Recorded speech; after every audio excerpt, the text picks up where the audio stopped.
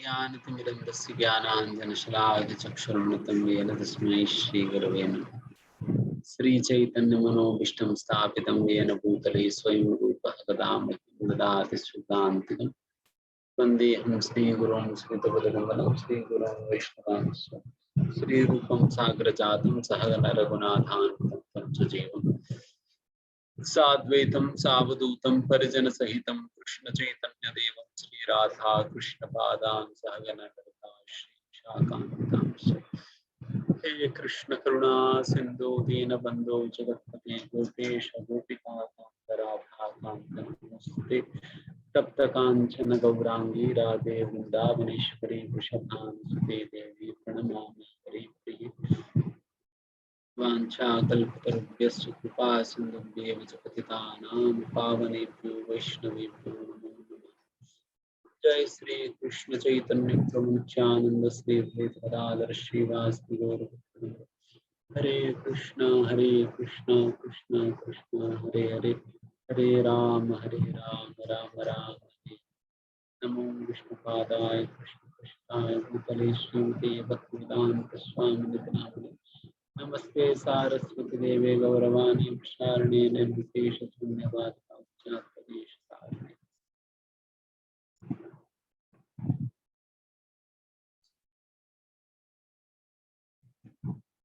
हरे कृष्णा, सभी को स्वागत।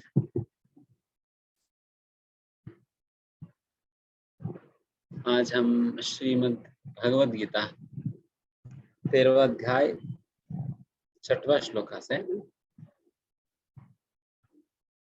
13.6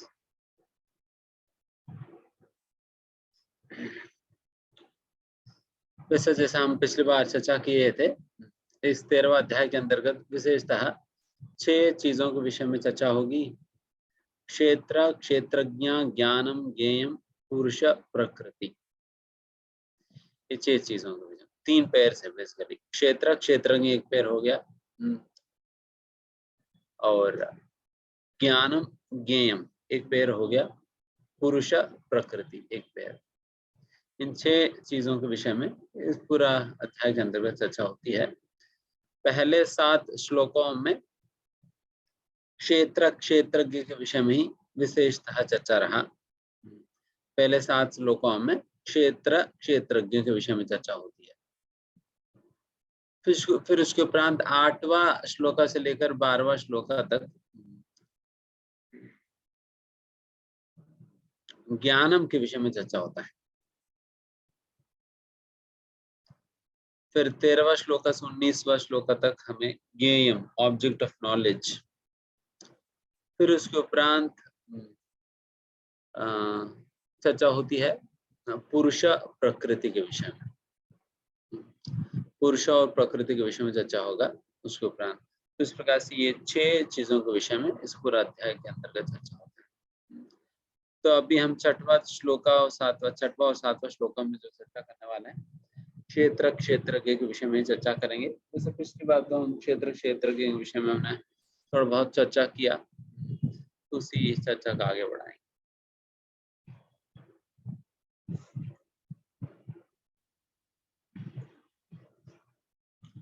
महाभूतानि अहंकारो बुद्धिरव्यक्तमेव च इंद्रियाणि दशैकं च पंचचेन्द्रियगोचराः इच्छा द्वेष सुखं दुःखं संगातश्चेतना धृतिः एतत् क्षेत्रं समासेन सविकारम् उदाहृतम्।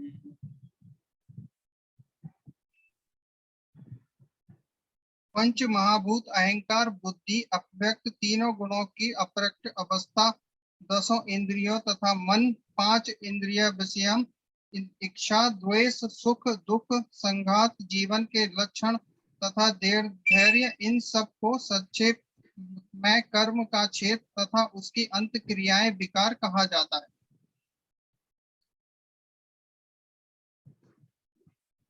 प्रभु जी तात्पर्य भी पढ़ना है? नहीं।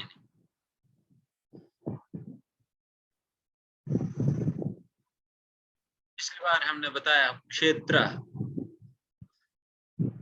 मतलब हमारा शरीर है, फील्ड ऑफ एक्टिविटी हमारा शरीर है, और क्षेत्रज्ञ मतलब जो इस क्षेत्र के विषय में जिनको जानकारी है उन्हें क्षेत्रज्ञ कहा जाता है। जिन्हें ज्ञान है इस क्षेत्र के विषय में उन्हें क्षेत्रज्ञ कहा जाता है, या इस क्षेत्र का जो प्रोपरेटर है उन्हें भी क्षेत्रज्ञ कहा जा सकता है।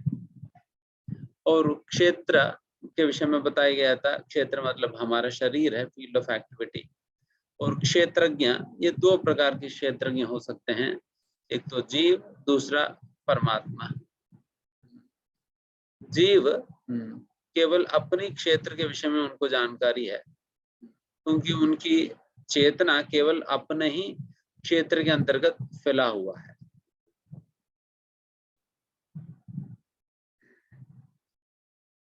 तो इसलिए केवल उनको अपना शरीर के विषय में जानकारी होगा। Whereas परमात्मा वो सर्व क्षेत्रेषु भारत, परमात्मा उन्हें तो सारे ही क्षेत्रों के विषय में जानकारी होता है। आप मुझे केवल मेरा शरीर में जो जो होता है वो पता चलता है, आपका शरीर में क्या है मुझे नहीं पता। अगर मेरे शरीर में कोई मच्छर काटता है तो मुझे पता चल जाता है, बट वही आपके शरीर पे सांप भी काट दे फिर भी मुझे पता नहीं चलेगा, क्योंकि तो शरीर तो आपकी है। बट भगवान को तो आपका और मेरा दोनों के विषय में पता चल जाएगी, क्योंकि जिस प्रकार से हमारी चेतना केवल हमारा शरीर के अंतर्गत, हमारा पूरा शरीर के अंतर्गत फैला हुआ है, उसी प्रकार से भगवान की जो कॉन्शियसनेस है उस पूरा सृष्टि के अंतर्गत फैला हुआ है, इस पूरा सृष्टि के अंतर्गत फैला हुआ है। जितना स्वाभाविक रूप से आपको आपके शरीर के अंतर्गत जो कुछ भी होता है आपको पता चलता है, उसी प्रकार से भगवान की चेतना भी पूरा सृष्टि के अंतर्गत फैला हुआ होने के कारण इस सृष्टि में कहीं पर भी कुछ भी होता है वो भगवान को भी पता चल जाता है, भगवान को पता चल जाता है, because his consciousness is spread through out. तो ये बात है। एंड वैसे ये क्षेत्रज्ञ, दो प्रकार के क्षेत्रज्ञ हैं। इसके विषय में बहुत ही विस्तार रूप से पिछली बार हम लोग चर्चा किए थे, केवल हम कवर कर रहे हैं। तो अभी जो क्षेत्र है उसी क्षेत्र का क्या कॉन्स्टिट्यूएंट एलिमेंट्स है, या एक क्षेत्र के अंदर क्या कह सकते पता नहीं, कॉन्स्टिट्यूएंट एलिमेंट्स क्या है उस क्षेत्र का, तो उसके विषय में अभी वर्णन भगवान कर रहे हैं। या व्हाट इज दिस क्षेत्र मेड अप ऑफ, क्षेत्र किन चीजों से बना हुआ है, तो इसके विषय में चर्चा ये 6वां श्लोका के अंतर्गत भगवान करेंगे। एंड 7वां श्लोका में विशेषतः भगवान ये चर्चा करते हैं कि ये जो क्षेत्र बेसिकली 24 तत्वों से बना हुआ होता है, और उन 24 तत्वों को जो विकार है वो 7वां श्लोका के अंतर्गत मेंशन है। तो विकार क्या है, ये 24 तत्व क्या है हम बताएंगे। देखिए 24 तत्वों को, जिन 24 तत्वों से केवल हमारा शरीर ही नहीं बल्कि इस पूरा का पूरा भौतिक सृष्टि भी बना हुआ है, ये 24 तत्व से ही बना हुआ है। हालांकि साधारणतः सभी लोग यही जानते हैं पंच महाभूतों से पूरा सृष्टि बना हुआ करके जानते हैं, केवल पंच महाभूत ही नहीं बल्कि 24 तत्व है। इन 24 तत्वों का ही मिश्रण है, या उन्हीं 24 तत्वों से ही पूरा का पूरा सृष्टि बना हुआ है। ये 24 तत्व क्या क्या है हम बताएंगे, आपको बहुत आसानी से याद हो जाएगी। सबसे पहला 5 ज्ञानेंद्रिय है और 5 कर्मेंद्रिय है। 5 ज्ञानेंद्रिय और 5 कर्मेंद्रिय, और फिर उसके उपरांत 5 इंद्रियों की वस्तु है, हर इंद्रिय का अपना अपना वस्तु है, 5 इंद्रिय वस्तु है। फिर पंच महाभूत है, तो अभी कितना हो गया? 20 हो गया। बचा कितना? 4। उसमें से सूक्ष्म शरीर किन तत्वों से बना हुआ है? मन, बुद्धि, अहंकार। अभी 3 हो गया, बचा 1 ही। तो तेज तो आपको पता ही है, तो एक जो बचा है वही है the unmanifest form of the 3 modes of nature. क्या क्या कहेंगे? 3 गुणों का अप्रकट रूप है। 3 गुणों का अप्रकट रूप है, जिस प्रधान कहा जाता है, वो 24वां तत्व है। तो इस प्रकार से ये 24 तत्व है। 5 महाभूत, 5 ज्ञानेन्द्रिय, 5 कर्मेंद्रिय, 5 इंद्रियों को वस्तु, मन, बुद्धि, अहंकार और फाइनली प्रधान। बस ये 24 तत्व है। इन्हीं 24 तत्वों से आपकी पूरा शरीर बना हुआ है, साथ ही साथ पूरा का पूरा भौतिक सृष्टि भी इन्हीं 24 तत्वों से बने हुए हैं। इसलिए जब हम फील्ड ऑफ एक्टिविटी, क्षेत्र की बात करते हैं, क्षेत्र मतलब इन्हीं 24 तत्व है। क्षेत्र मतलब यही 24 तत्व है। इन्हीं 24 तत्वों के अंतर्गत हम खेल रहे हैं। और क्षेत्र के विषय में समझने के लिए सरल तरीका यही कि जैसा एक प्ले ग्राउंड है, क्षेत्र मतलब फील्ड भी कहा जाता है, प्ले ग्राउंड है।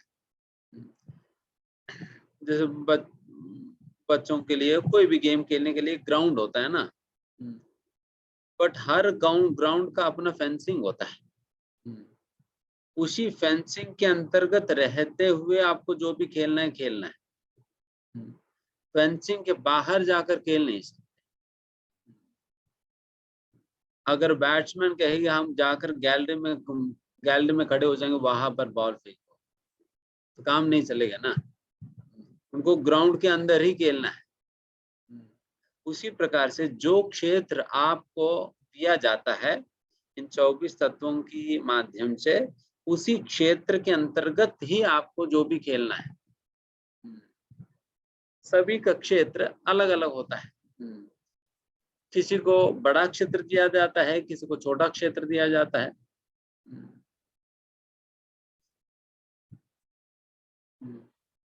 जैसा उदाहरण के लिए एक पेड़ बेचारे वो न बोल सकती है, न कुछ सुन सकती है, न कुछ कह सकती है, न कहीं चल सकती है, न हाथ पैर कुछ हिला सकती है।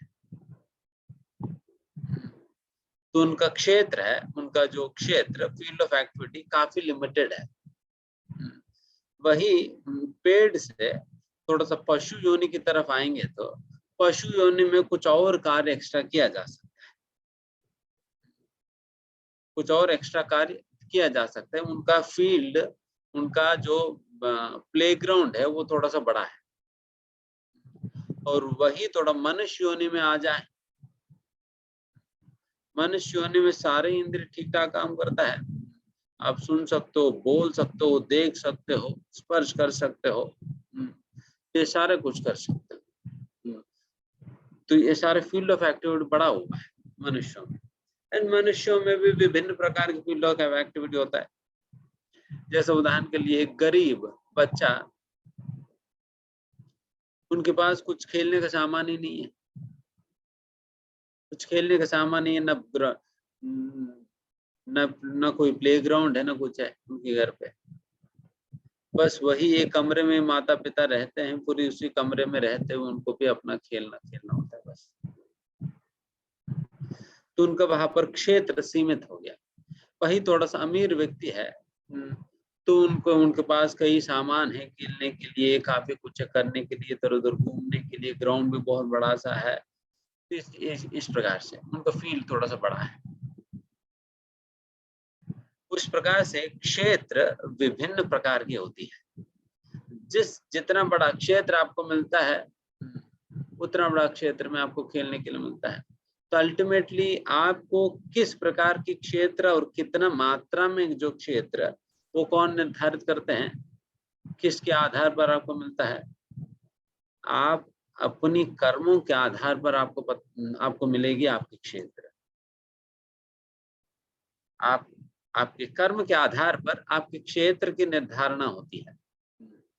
ठीक है, इनको किस प्रकार, जैसा हमारा पंच इंद्रिय भी क्षेत्र के अंतर्गत है ना, किसी का इंद्रिय भी सीमित होता है, किसी का पंच कर्मेंद्रियों में, किसी का टांग टूटा हुआ होता है, पोलियो की वजह से सही से चल नहीं पाते हैं, हाथ फ्रैक्चर्ड है, तो उसको उनका क्षेत्र थोड़ा सीमित किया हुआ है, उनका क्षेत्र थोड़ा सीमित किया हुआ है। बट वही एंड उसी प्रकार से किसी का मन बुद्धि, किसी का बुद्धि बहुत तेज होता है, तो इस प्रकार से ये सारा चीज है, बुद्धि तेज होना, थोड़ा याददाश्त ज्यादा होना, ये सारा कुछ हमारे कर्मों के आधार पर निर्धारित होता है। हमने जिस प्रकार की कर्म हमने कमाया है, उसी कर्म के अनुसार आपको मन बुद्धि अहंकार इंद्रिया, ज्ञान इंद्रिय कर्मेंद्रिय इत्यादि आपको मिलेगी। उसी प्रकार की इंद्रिय वस्तु आपको भोगने के लिए मिलेगा। ये सारा कुछ उसके आधार पर मिलने वाले, कर्म के आधार पर। इसलिए यहाँ पर फाइनल निष्कर्ष ये है, आपके कर्म के आधार पे आपको क्षेत्र प्राप्त होगा, एंड जो क्षेत्र आपको अपने कर्म के अनुसार मिल पा रहे हैं, उसी क्षेत्र के अंतर्गत ही आपको खेलने का अनुमति है या अपना कार्य करने का अनुमति है, उससे बाहर नहीं जा सकते हो।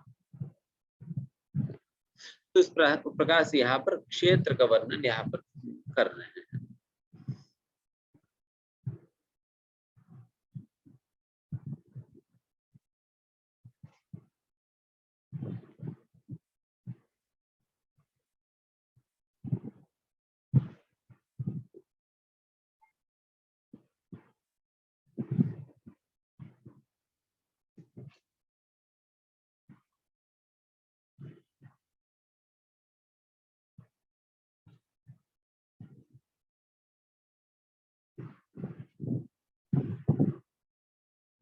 ये बाकी इंटरेक्शंस है, जो यहाँ पर इच्छा द्वेष सुखम दुःखम संगातश्चेतना धृति एतत् क्षेत्रम समासेन सविकारम उदाहृतम,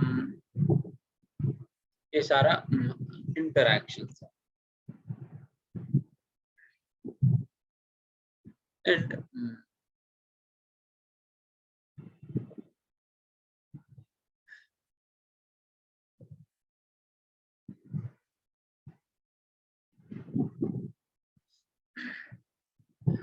एंड फिर नेक्स्ट में हम जाएंगे तो क्या होता है वो देखते हैं।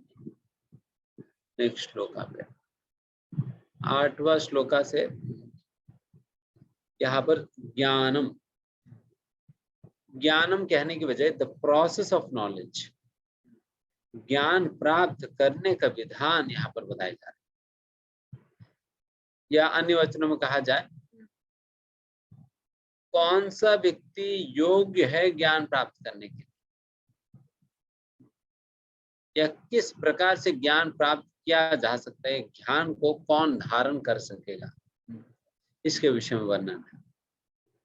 अमानित्वं मदम्भित्वं अहिंसा क्षान्तिरार्जवम् आचार्योपासनं शौचं स्थैर्यम् आत्मा विनिग्रह इंद्रियार्थेषु वैराग्यम् अहंकार एव च जन्म मृत्यु जरा व्याधि दुःख दोषानुदर्शनम् अशक्तिरनभिष्वङ्गा पुत्रदारा गृहादिषु नित्यं च समचित्तत्वम् इष्टानिष्टोपपत्तिषु मयि चानन्यया योगेन भक्तिरव्यभिचारिणी विविक्तदेशसेवित्वम् अरतिर्जन संशदि आध्यात्मज्ञाननित्यत्वं तत्त्वज्ञानात्तदर्शनम् एतज्ज्ञानम् इति प्रोक्तम् अज्ञानं यद् अतोऽन्यथा।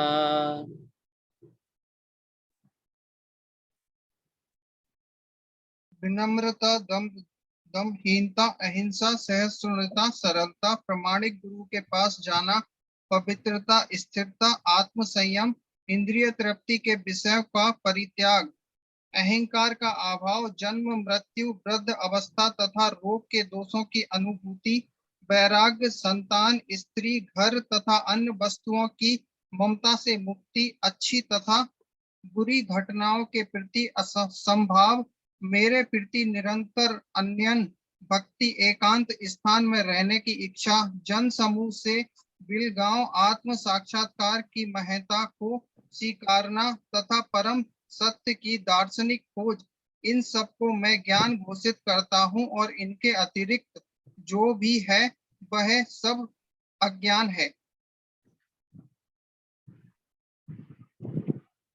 फाइनली भगवान क्या कहकर समाप्त कर रहे हैं?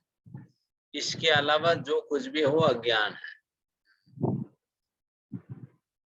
तो हमारी जो कंप्यूटर साइंस इंजीनियरिंग क्या हुआ फिर?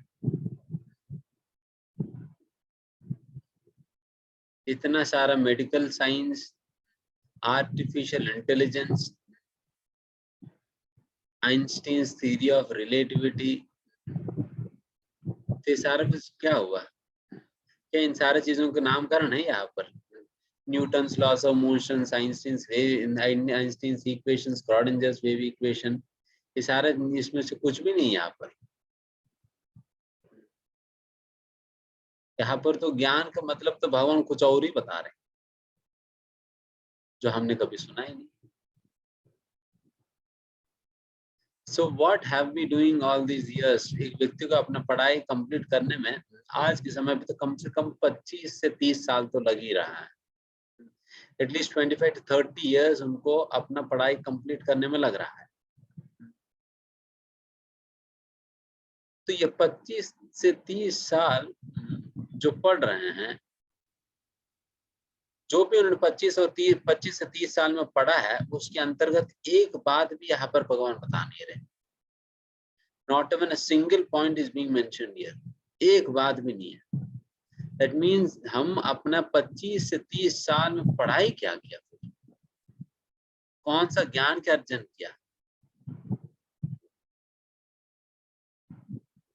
It is all trash, सारा कचड़ा।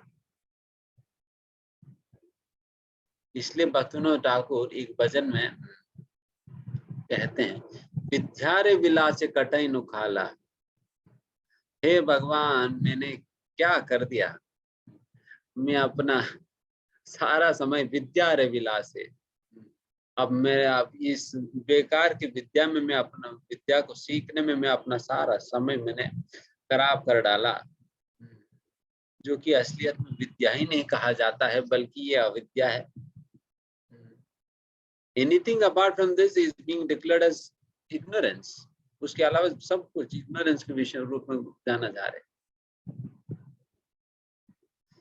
तो हमने जो सीखा है, that is not knowledge, वो ज्ञान ही नहीं है, वो विद्या नहीं, वो अविद्या है।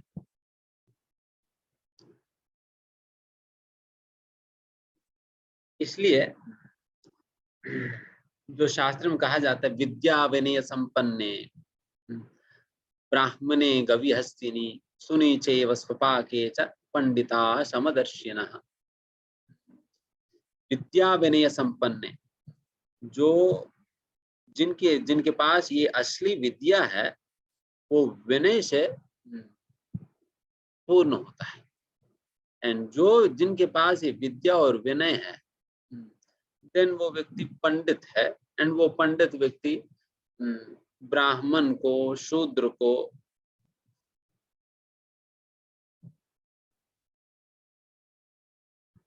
काफी डिस्टर्बेंस आ रही है क्या? आवाज क्लियर है ना?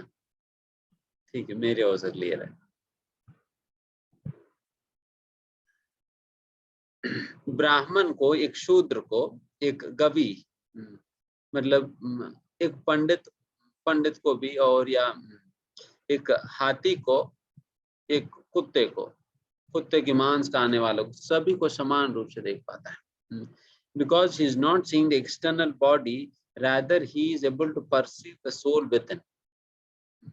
वो बाहरिक शरीर को नहीं देख रहे बल्कि आंतरंगिक आत्मा का दर्शन कर पा रहे हैं। तो इस प्रकार की पहचान होने के कारण वो व्यक्ति सभी को समान रूप से देख पाता है, जो असलियत में पंडित, जो विद्यावान है,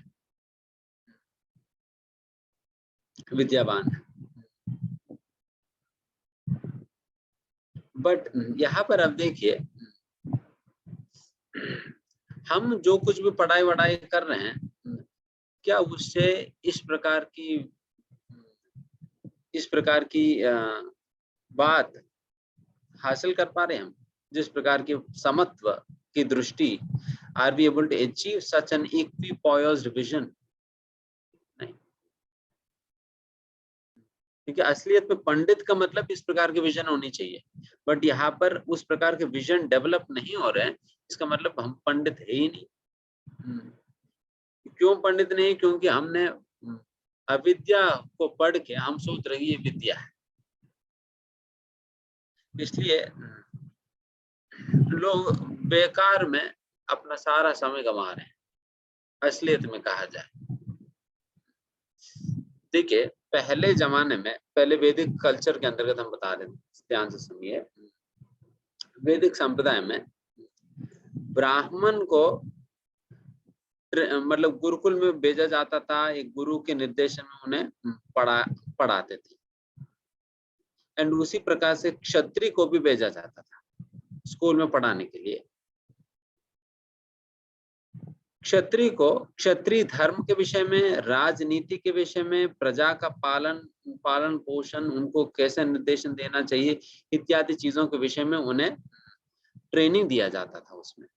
एंड उसी प्रकार से ब्राह्मण को यजन याजन पठन पाठन दान प्रतिग्रह इत्यादि कार्यों में उनको ट्रेनिंग दिया जाता था। बट वैश्य और शूद्र ये दोनों नहीं जाते थे स्कूल, गुरुकुल, कि जाने की जरूरत ही नहीं है, जाने की जरूरत ही नहीं है। बिकॉज एक वैश्य जो है, उनको अलग से कोई ट्रेनिंग लेने की जरूरत नहीं पड़ता, बल्कि अपना घर में दुकान में बैठते बैठते ही उन्हें पता चल जाता है क्या कितने में बेचना है और व्यापार का क्या मर्म है इत्यादि इत्यादि, उनको वैसे ही पता चल जाता है। उनको अलग से master of business administration, bachelor of business administration, उसके अंतर्गत पीएचडी सारा कुछ नहीं करा,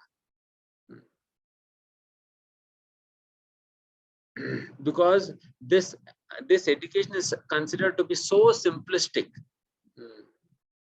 so trivial कि इसके लिए अलग से स्कूल बनाने का ही जरूरत नहीं पड़ा उस समय, उससे अलग से ट्रेनिंग देने का ही जरूरत नहीं समझे लोग उस समय, बिकॉज ये इतना ट्रिवियल है, उसके लिए फिर और कुछ करने की जरूरत नहीं। आजकल हमारा सारा एजुकेशन केवल वैश्य और शूद्र को ट्रेनिंग देने के लिए है, जिसका ट्रेनिंग पहले तो होता ही नहीं था, जिसके ट्रेनिंग ऑटोमेटिक स्वाभाविक था। जैसे कि एक गोल्डस्मिथ को कोई स्कूल पाठशाला इत्यादि में भेजकर उनको ट्रेनिंग नहीं दिया जाता, बल्कि वो अपना पापा को मदद करते करते उन्हें पता चल जाता था कैसे गोल्ड मतलब काम करना है, उनको अलग से कोई ट्रेनिंग की जरूरत ही नहीं।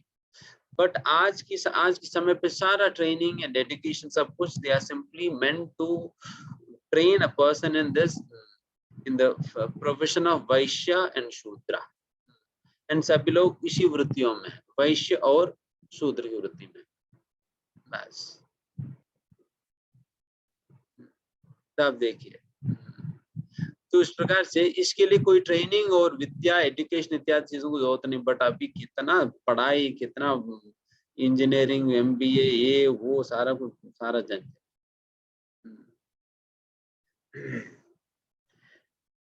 So that is the thing. And एक और बात भी हम बताएंगे इसी संदर्भ में। पहले कई बार जैसा हम भी अपने नानी के साथ जब हम रहते थे, तो वो जब भी हम कभी बचपन में कुछ गलती करते थे, देन डांटती थी और कहती थी तुम पढ़े लिखे हो, तुम्हें पता नहीं कैसे व्यवहार करनी है। तुम पढ़े लिखे हो, तुम्हें पता नहीं कैसे व्यवहार करना है। देन हम सोचते थे कि हमें ये सारे चीजें तो नहीं सिखाए, वहां पर तो मैथमेटिक्स, सोशल, हिस्ट्री सिखाए जा रहे हैं। आप एक्सपेक्ट कर रहे हैं कि मैं पढ़े लिखे होने के कारण मैं ये सारा समझ सकता हूँ करके, बट मुझे किसी ने बताया नहीं ना। आप सोच रहे कि इस प्रकार के एजुकेशन वहां मिल रहा है, बट इस प्रकार के एजुकेशन कहाँ मिल रहा है मुझे पता नहीं है। मुझे तो केवल केमिस्ट्री, मैथमेटिक्स, फिजिक्स, सोशल सिखाए जा रहे वहां। So we are not being trained in the way of life. जीवन जीने के विधान के विषय में कोई ट्रेनिंग नहीं है। एंड यहाँ पर जितने भी गुणों के विषय में भगवान यहाँ पर वर्णन कर रहे हैं, यू कैन सी क्लोजली कि इसके अंतर्गत एक एक गुण हमारा जीवन जीने में सही में बहुत बड़ा सहायक बनता है। If you really want to lead a peaceful and happy life, यही ज्ञान है असलियत जो भगवान यहाँ पर बता रहे हैं। अधम्बित्वम, ममानित्वम इत्यादि, इन गुणों को असलियत में विकसित करना, इन गुणों के विषय में जानना और अभ्यास करना अपने जीवन के अंतर्गत, यही असलियत में ज्ञान है। This is what is life. बाकी जो कुछ भी हम अपने यूनिवर्सिटी इत्यादि में जो पढ़ रहे हैं, वो ज्यादा अपना पेट भरने की काम आएगी, पेट भरने की काम आएगी, बट जीवन जीने का विधान हमें पता नहीं है। Because people are not trained in how to live in the society. एक समाज के अंतर्गत एक व्यक्ति को कैसे रहना चाहिए, इसकी शिक्षा सही प्रकार से नहीं देने के कारण आज समाज के अंतर्गत इतना ज्यादा कंफ्यूजन है। एक पत्नी को पता नहीं कि पति के साथ व्यवहार कैसे करे, पति को पत्नी के साथ कैसे व्यवहार करे पता नहीं, एक माता को बच्चों को कैसे पालना है पता नहीं, कैसे पालना पता नहीं, क्या खिलाना चाहिए क्या नहीं खिलाना चाहिए पता नहीं, बारंबार यूट्यूब में सर्च करके खिलाते हैं। यही से यूट्यूब से ही सारा ट्रेनिंग होता है। खाना क्या बनाया जाए वो भी यूट्यूब, बच्चों को कैसे पालना है इसके लिए भी यूट्यूब। तो यही चल रहा है, पता ही नहीं कुछ भी। अल्टीमेटली आपको यही तो काम आएगी, बट ये नहीं जानते। इसलिए this can be called life sciences. Life science नहीं जानते। तो ऐसा व्यवहार पता नहीं होने के कारण वी कैन सी, आज ही हमारा कुछ भक्तों के साथ चर्चा हो रहा था, उसमें ये बात चर्चा हो रही थी कि किस प्रकार से आज के समय पर वैवाहिक संबंध बहुत कठिन हो गया। पत्नी पति के साथ नहीं रह पा रहे और पति पत्नी के साथ नहीं रह पा रहे। एंड एक फिर वो वक्त शेयर कर रहे थे कि उनके संपर्क में एक एमएलए है जो यूपी का विमेन इसका कुछ संघ का सेक्रेटरी या जो भी है, वो बता रहे थे कि कितने सारे केसेस उनके पास आता है, वो लोग हैंडल ही नहीं कर पा रहे। उतना उनके पास इक्विपमेंट नहीं इतने केसेस को हैंडल करने के लिए। एंड फिर ये भी पता चल रहे हैं कि जितने सारे केसेस उनके पास आ रहे हैं उसके अंतर्गत 70-80% फेक है। 70-80% केसेस ही फेक निकल रहे हैं, उनकी सारा समय बर्बाद जा रहे हैं। फेक कंप्लेंट्स कर रहे हैं केवल अपना गरज निकालने।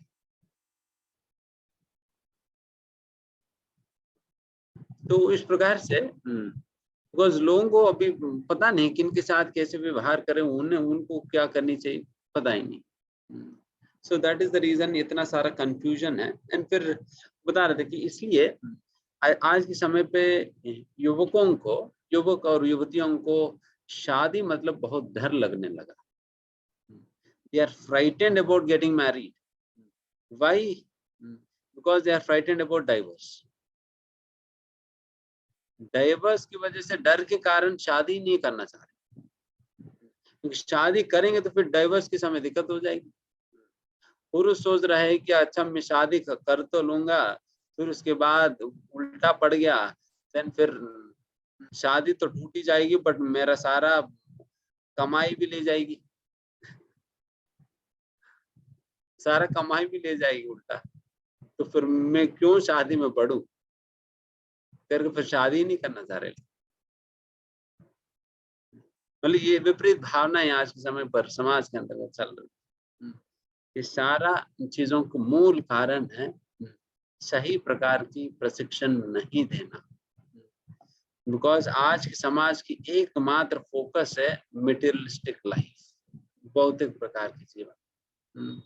जब तक ये फोकस पॉइंट चेंज नहीं होगा समाज में, तब तक कभी भी बदलाव नहीं आएगी। forget about satisfaction, forget about happiness, ये सब कुछ भूल जाओ, कुछ नहीं होने वाला।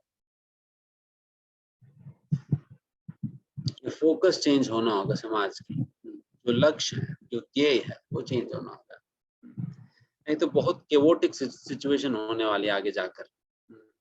देखो, अगर वैवाहिक व्यवस्था अगर इस समाज के अंतर्गत टूट जाए, देन आप सोचे पशु और मनुष्य में कोई अंतर रहेगी? कुछ अंतर नहीं रहने वाली है। जिस प्रकार से पशु बिना कोई शादी का किसी के साथ भी घूमती है, संतान पैदा करती है, देन फिर अपना रास्ते में चले जाते लोग। And this is what is going to happen now, and यही होने वाली है आगे कुछ समय के बाद। एंड बहुत क्विकली भारत भी पकड़ रही है। वैसा अभी स्टैटिस्टिक्स के अनुसार कहा जा रहा है कि बाई 2025 मतलब 3 साल में हमारा भारत अमेरिका को भी बीट आउट करने वाली है डाइवर्स रेट पे। डाइवर्स रेट में अमेरिका को बीट आउट करने वाली है। आप सोचिए कितना दुर्भर व्यवस्था हो गया, कितना दुर्भर व्यवस्था हो गया। भाई बिकॉज यू सी, हमारा भारत के अंतर्गत ये विवाह की व्यवस्था है, it is kind of a backbone. विवाह व्यवस्था है एक बैकबोन है, पूरा समाज को, पूरा परिवार को इकट्ठा करके रखती है। एंड वही अगर टूट जाए, देन फिर आप सोचो क्या होने वाली है। कुत्तों की तरह लोग लड़ते रहेंगे, कुत्तों की तरह लड़ेंगे, एंड वैसे ही दुर्भर जीवन हो जाएगी। तो इसलिए बहुत जल्दी से जल्दी हमें भी जागना होगा और अन्यों को भी जगाना होगा। उनको हो सकता हम आदमी हैं, बट सामने वाला कुत्ता हो गया तो वो काटेगा हमें भी। तो अपना बचाव के लिए भी उन्हें वापस मनुष्य बनाना चाहिए। तो इस प्रकार की व्यवस्था होने वाली है। So that is the reason भगवान कितना क्लियर कट तरीके से ज्ञान क्या है बता रहे हैं, what it actually means to be in knowledge, या ज्ञान को प्राप्त करने का तरीका क्या। आप तो एक एक गुण हम संक्षिप्त में चर्चा करते हैं। अदम्बित्वम ममानत्वम, अहिंसा क्षांतिरार्जवम, अमानत्वम मतलब ह्यूमिलिटी, नम्रता। यहाँ पर श्रील प्रभुपाद जी एक एक क्वालिटी का ऐसा डेफिनेशन देते हैं। वन लाइनर डेफिनेशन है, एक एक क्वालिटी को वन लाइनर डेफिनेशन देते हैं, बट उस वन लाइन में ही कितना डेप्थ होता है और कितना डीप अंडरस्टैंडिंग है अब पता चलता है। एंड उस क्वालिटी को कंप्लीटली इन एंड आउट बस उस एक लाइन में एक्सप्लेन करते हैं। अब देखिए ह्यूमिलिटी के विषय में प्रभुपाद कहते हैं, ह्यूमिलिटी मतलब अलग अलग प्रकार के लोग अलग अलग प्रकार से बताते हैं, बट प्रभुपाद क्या कहते हैं सुनिए। Humility means that one should not be anxious to have the satisfaction of being honored by others. Humility means one should not have the satisfaction of being honored by others. अन्यों से सम्मान पाने की इच्छा नहीं होना नहीं है, या अन्यों से सम्मान पाकर उससे संतुष्ट पाने की या आनंद प्राप्त करने की इच्छा।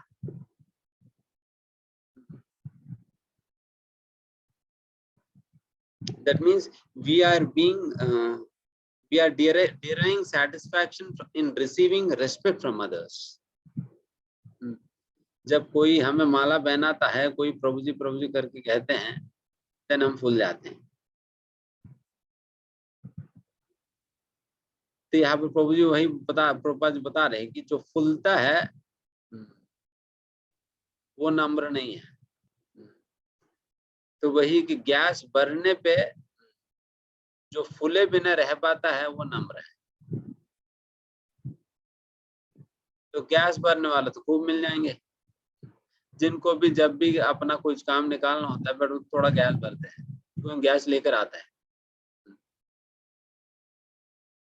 फिर गैस लेकर आके फिर डालता रहता है।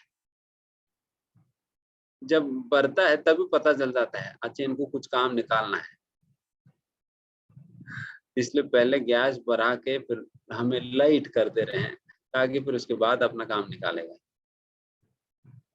तो ठीक एनीवेज, बट यहाँ पर प्रभुपाद ये बात कह रहे हैं कि नम्रता का मतलब ये है कि one should not derive satisfaction. हमें उस प्रकार की सम्मान तो मिलेगा जब कोई इस प्रकार से साधु वेश में होता है, या कोई भी बाहर की दुनिया के लिए तो साधु मतलब कौन है, जो तिलक धारण करता है, जो कंठीमाला पहनता है, थोड़ा शिखा विखा रख लिया, तो फिर ये सभी लोग साधु के रूप में ही जानते हैं। उन्हें क्या पता है कि हमारे हृदय की क्या स्थिति है, हृदय की क्या स्थिति है उन्हें पता नहीं, तो साधु ही मानते हैं। तो उस प्रकार की साधु होने पे, या हम अपने जो भी उपाधि हम प्राप्त किए हैं, अपने कंपनी में कोई प्रोपरेटर हो, मालिक हो, या कोई मैनेजर हो, जो कुछ भी हमारे उपाधि की वजह से हमें सम्मान मिलता है, हमें सम्मान मिलता है, उस सम्मान मिलने पे उस सम्मान से आप सैटिस्फाइड हो जा रहे हैं, उससे आनंद ले रहे हैं आप, देन फिर नम्रता नहीं है आपके अंदर। बिकॉज समस्या क्या है ना, जब आप इस प्रकार से उससे आप आनंद लेने लगेंगे, देन हर बार उस प्रकार के सम्मान की अपेक्षा आप रखेंगे। अगर मानो कोई माला पहनाने पे आप फूल जाते हो, देन अगली बार जहां पर भी जाएंगे माला की ओर देखते रहेंगे।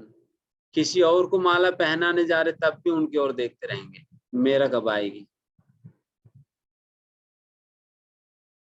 मेरा कब आएगी करके देखते रहेंगे, तो फिर सारा ध्यान वहां चले जाएगा। तो हमें अपने ध्यान भगवान पे लगाएं या वैसा चीजों,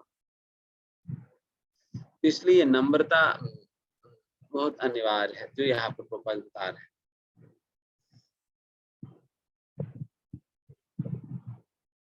प्रभुपाद कहते हैं, the material conception of life makes us very eager to receive honor from others. But from the point of view of a man in perfect knowledge who knows that he is not body, anything honor or dishonor pertaining to the body is useless. हम materialistic conception of life मतलब जीवन के प्रति एक भौतिक दृष्टिकोण होने के कारण, जीवन के प्रति एक भौतिक दृष्टिकोण होने के कारण हमें इस प्रकार की सम्मान की आवश्यकता पड़ती है। बट वही जब हम अपने आप को आत्मा के रूप में मानने लगेंगे, जब हम अपने आप को आत्मा के रूप में स्वीकार करने लगेंगे और आत्मा के रूप में हम अपने आप को मानने लगेंगे, देन फिर कोई हमें अपमान करे, कोई सम्मान करे, उन दोनों को ही कोई फर्क नहीं पड़ता। कभी कभी कोई कहता है कि प्रभु जी हम सब कुछ जानते हैं, या हम तो बहुत बड़ा ज्ञानी है, या हम तो मुक्त आत्मा है करके लोग कभी कभी अपने अपने विषय में से कहते हैं।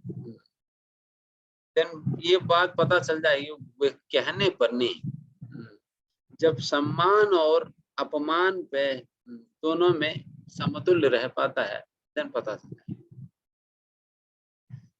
उस प्रकार से एक बार वृंदावन में मंदिर के दर्शन खुला हुआ था।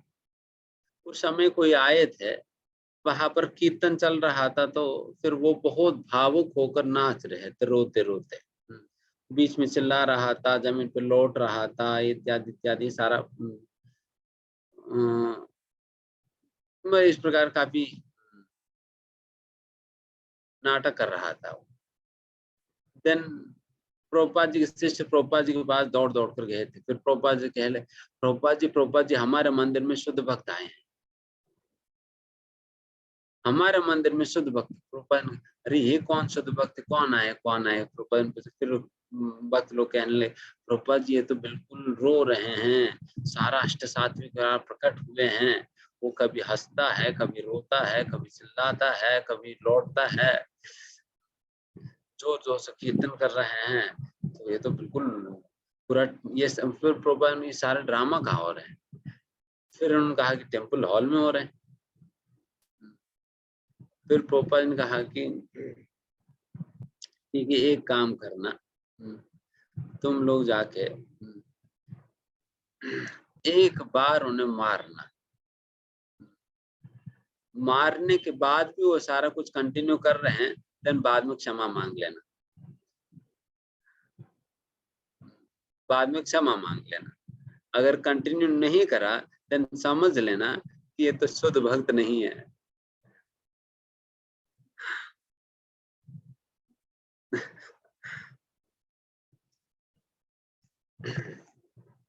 फिर भक्त लोग, बिकॉज फिर अपमान में, फिर अपमान को कोई फर्क ही नहीं पड़नी चाहिए, शुद्ध भक्त है तो फिर।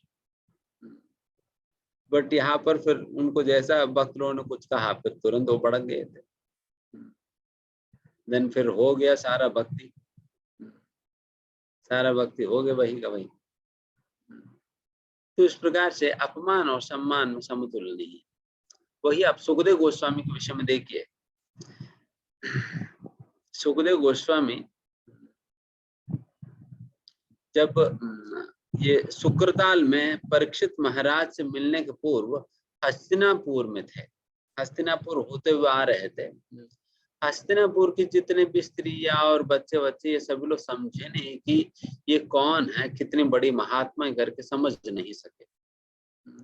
उनको, उन सभी लोगों को लग रहा था ये तो कोई पागल है करके, इसलिए सभी लोग उन्हें चिढ़ा रहे थे। सभी लोग चिढ़ा रहे थे, कोई उनके ऊपर पत्थर फेंक रहे थे, कोई तो उनके ऊपर पेशाब कर दे रहे थे, कोई तो फिर उनके ऊपर थूक रहे थे, कोई बहुत अपमान कर रहे थे। बट इन सारे चीजों कोई फर्क ही नहीं पड़ रहा था उनपे, कोई फर्क ही नहीं पड़ रहा था। इन सभी लोगों को इनकी कार्य गलत है करके कब पता चली, जब शुक्रताल में सुखदेव गोस्वामी पहुंचे थे। पहुंचने के उपरांत जब वहां पर परीक्षित महाराज, जो कि पूरा साम्राट चक्रवर्ती राजा थे, वो खड़े होकर फिर सारे जितना भी सारा ब्रह्मांड से आए हुए सारे ऋषि मुनि वर्ग सभी लोग सुखदेव गोस्वामी को देखते ही उठकर उन्हें सम्मान करके उन्हें स्वागत जब करने लगे थे, इन सभी इन सारा स्त्रियों को, बच्चों को पता चला ये तो कोई साधारण व्यक्ति नहीं है। आप देखिए स्वयं परीक्षित महाराज, बाकी व्यासदेव, नारद मुनि इत्यादि लोग इतना सम्मान दे रहे हैं। तो इस प्रकार से तो ये होता है, ये होता है असलियत में। अगर कोई आत्मा के स्तर पे जो पहुंचे हैं, जो अपने आप को असलियत में आत्मा मान पाते हैं, तो उनकी व्यवहार इस प्रकार होता है। फिर उसके उपरांत प्रभुपाद जी चर्चा करते हैं, नॉन वायलेंस, अहिंसा। प्रभुपाद लिखते हैं, non violence is generally taken to mean not killing और destroying the body, but actually non-violence means not to put others into distress. अहिंसा का मतलब जनरली लोग यही सोचते हैं कि इस शरीर को खत्म कर देना, या नहीं, इस शरीर को नहीं खत्म करना, ये नॉट किलिंग, किसी को मारना ना, नहीं। बट प्रभुपाद जी यहाँ पर कहते हैं कि अहिंसा का असली मतलब है किसी को भी किसी भी प्रकार से दुखी करना, यह अहिंसा होगी।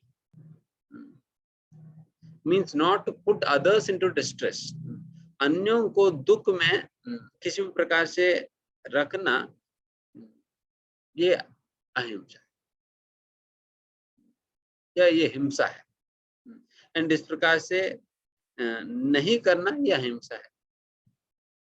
देन फिर उसके आगे प्रभुपाद जी बहुत विशेष बात कहते हैं। फिर प्रभुपाद जी कहते हैं कि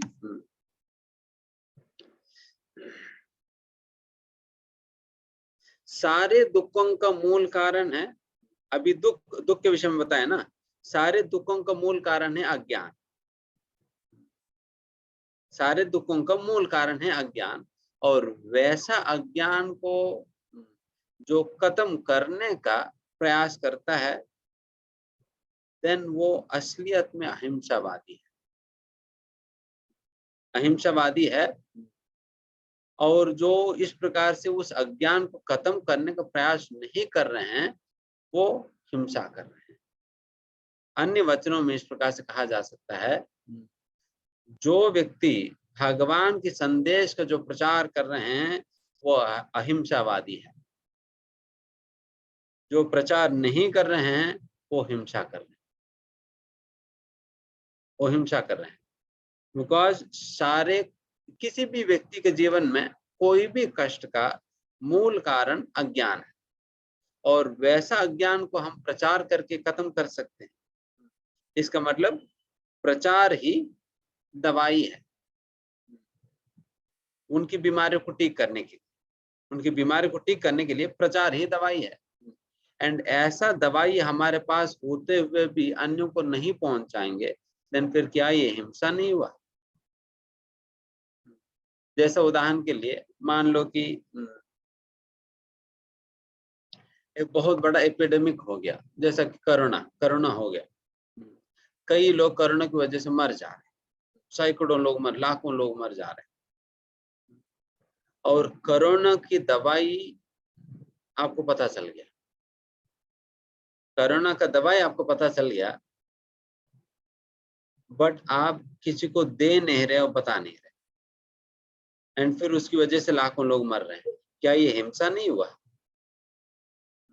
आपके पास कोरोना की दवाई होते हुए भी और आपकी आंखों के सामने इतने लाखों लोग मरते हुए भी इस दवाई को उन तक आप नहीं पहुंचा रहे हैं, क्या ये हिंसा नहीं हुआ? हिंसा है। उसी प्रकार से सारा जनता की हर प्रकार के कष्ट का मूल कारण अज्ञान करके आपको पता है, और उस अज्ञान को खत्म करने का दवाई भी आपके पास है।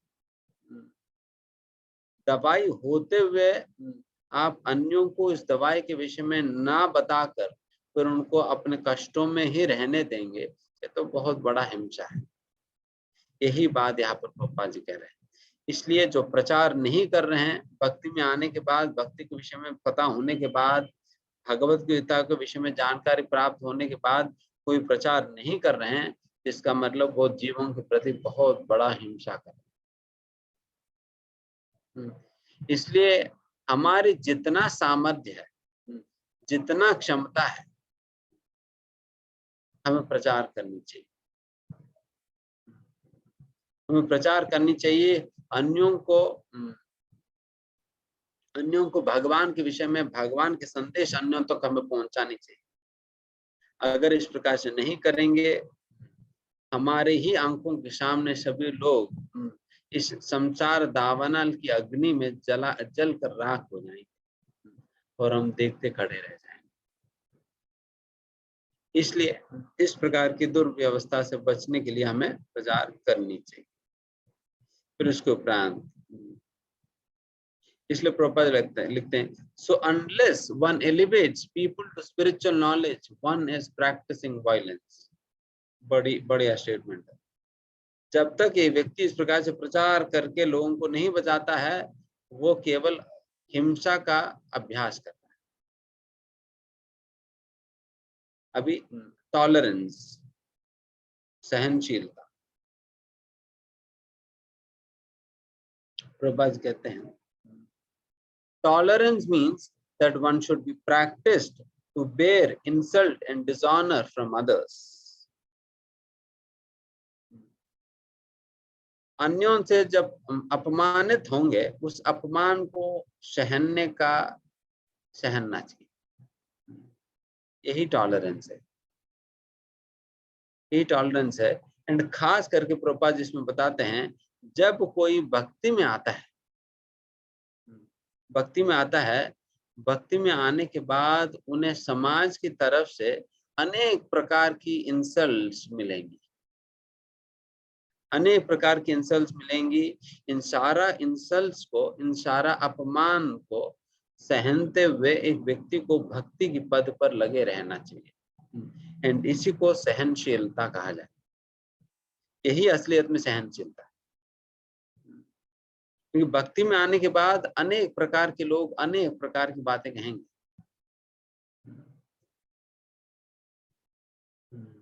है ना। लोग कहेंगे ये केवल अपने कर्तव्य से बचने के लिए इस प्रकार से साधु का नाटक कर रहे हैं।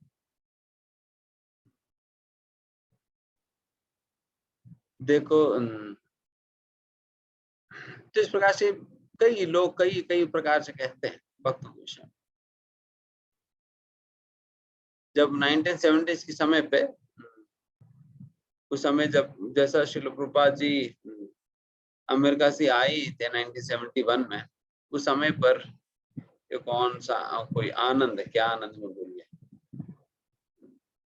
उनकी मूवी आया था ना, हरे कृष्णा हरे राम,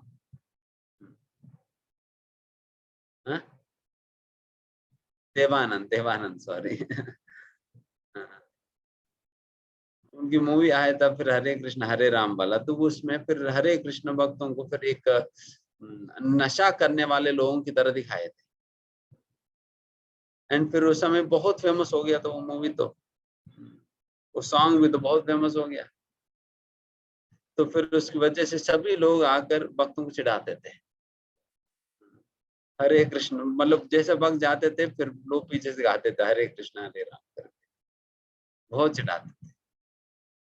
और फिर क्या करें, फिर उसी परिस्थिति में फिर भक्ति, फिर उसी परिस्थितियों में फिर आप अपना करो प्रचार।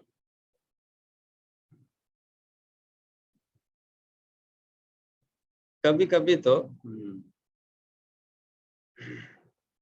खास करके कुछ ऐसा विदेश में जो प्रचार करते थे, भक्तों को गली में हरिनाम संकीर्तन करते हुए देखकर लोग समझ नहीं पाते थे कि यह क्या चल रहे हैं। भक्तों को अरेस्ट करके डाल देते थे जेल में, अरेस्ट करके डाल देते जेल में। फिर भी क्या करें, फिर भी अपना प्रचार करो। एक बार ऐसे हुआ, एक बार कोई इस्कॉन मंदिर के सामने किसी किसी का मर्डर हो गया था, मतलब मंदिर को कोई मतलब नहीं, बट फिर भी कुछ ऐसा बातें उठी फिर इत्यादि, एक दो भक्तों को अरेस्ट करके जेल में डाल दिया। वो लोग समझाए थे कि हमें कोई मतलब नहीं है, तो किसी और ने किसी और को मर्डर कर दिया, हमें पकड़ लिया आपने, बट वो लोग सुने नहीं, तो फिर डाल दिया जेल में। फिर वक्त उसे करे क्या, तो भक्तों ने क्या किया, उस जेल में मंगल आरती शुरू कर दिए थे।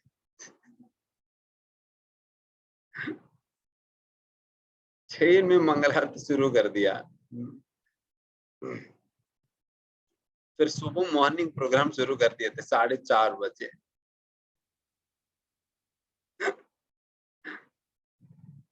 और लगभग शायद 1 हफ्ते तक उनको लगा बेल मेल मिलने में, और उस 1 हफ्ते में सभी लोगों से जब्त करा दिया।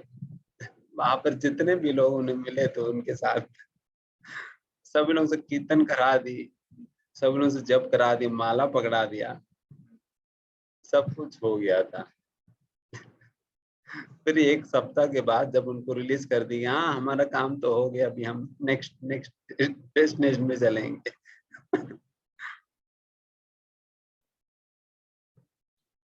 तो उस प्रकार से हालांकि उन्हें वहां पर अपमानित किया जा रहा था, बट फिर भी वो लोग किस प्रकार से लिए और कैसे कैसे अपना कार्य कर ही लिया।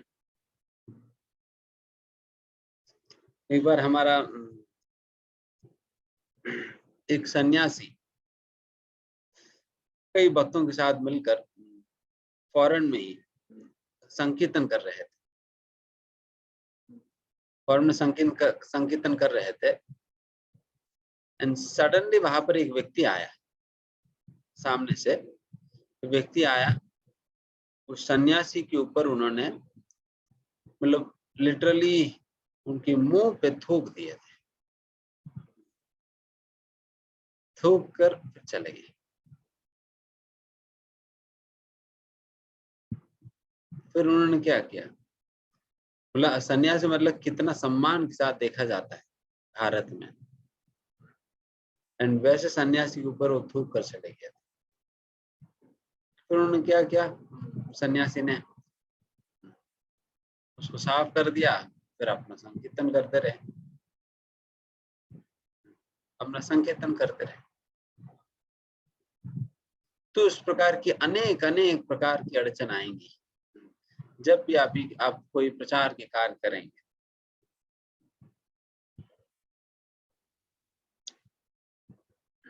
जैसा हम भी एक बार नोएडा में ही शायद कहीं कोई सोसाइटी में भगवत गीता वितरण कर रहे हैं,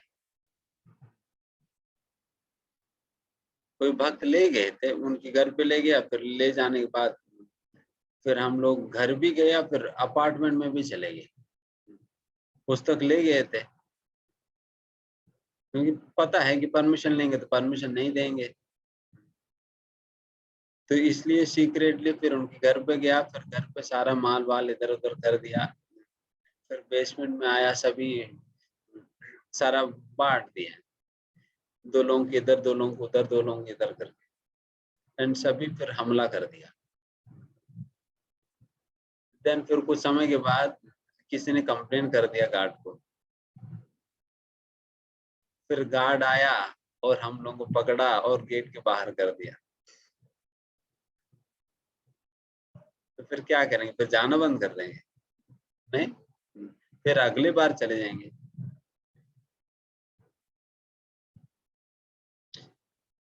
एक बार ऐसे ही कोई कॉलेज के हॉस्टल में हम लोग घुस गए थे, वहां पर भी फिर परमिशन लेकर जाएंगे तो फिर जाने नहीं देंगे, तो वैसे ही घुस गए। यहाँ जेएसएस कॉलेज के हॉस्टल में मैं भी गया था उस समय, तो फिर हम लोग रूम जाकर फिर रजिस्ट्रेशन कर रहे थे बच्चों, तो फिर उसी प्रकार से वहां पर गार्ड को किसी ने कंप्लेन कर दिया, तो फिर हम क्या करते, फिर गार्ड आते थे, फिर हम कहीं छुप जाते थे, तो इस प्रकार से 2-3 बार तो छुप गए थे, बट फाइनली गार्ड तो पकड़ ही लिया, बट जब तक गार्ड ने पकड़ा तब तक तो हम जितना कवर करना था सारा कवर कर लिए। वो क्लाइमैक्स में पहुंच गए थे गार्ड। तो अब भी फिर उन्होंने खूब डांटा, गाली दिया और पकड़कर बाहर फेंक दिया। तो ये सारे तो होंगे ही जब आप प्रचार करना चाहते हो, भक्ति करना चाहते हो, बट फिर इन सारी चीजों को झेलते हुए हमें करना होगा, सहनते हुए करना होगा, तब जाकर आप भक्ति कर पाएंगे ना।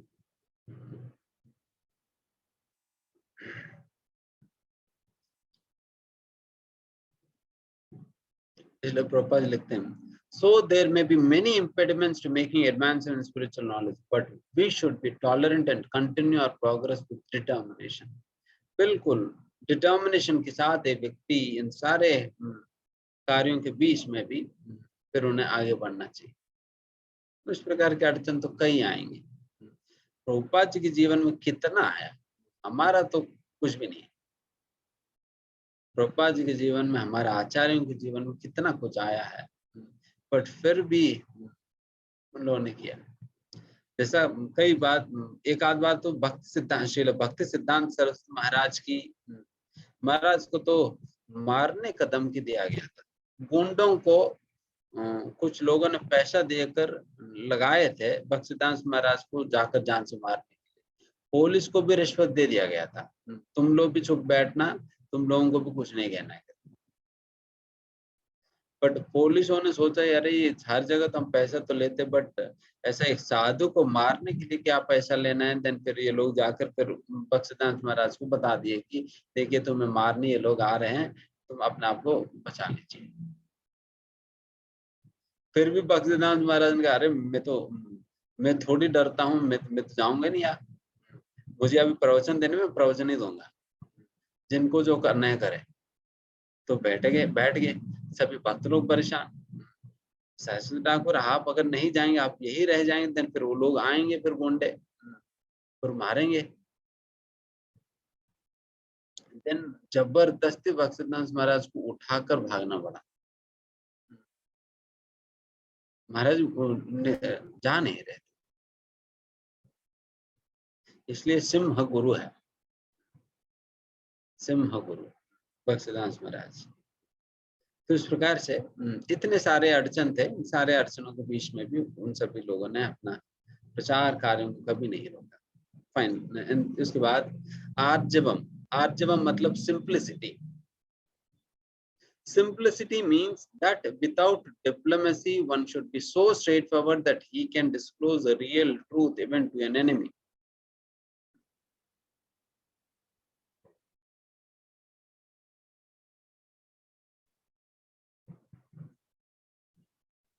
Simplicity का मतलब है अगर हम मतलब स्ट्रेट फॉरवर्डली जो भी सत्य है हमें प्रस्तुत कर देनी चाहिए, हिचकिचाना नहीं चाहिए। यहाँ तक भी प्रभुपाद यहाँ पर लिखते हैं, एक शत्रु को भी, एक ब्राह्मण जो है इतना सत्यवादी होता है, एक शत्रु के सामने भी झूठ नहीं बोलता। एक ब्राह्मण इतना सत्यवादी होता है, वो शत्रु के सामने भी झूठ नहीं बोल पाए, तो उनके मुंह से तो वहां पर भी सत्य ही निकलेगा। तो ये सिंप्लिसिटी होता है, कहीं पर भी डिप्लोमेसी नहीं है। डिप्लोमेसी मतलब अंदर कुछ बाहर कुछ, तो ये कपटता भी नहीं रहेगा। एंड फिर कहते आचार्योपासनम, मतलब एक आचार्य को यहाँ पर लिखते हैं कि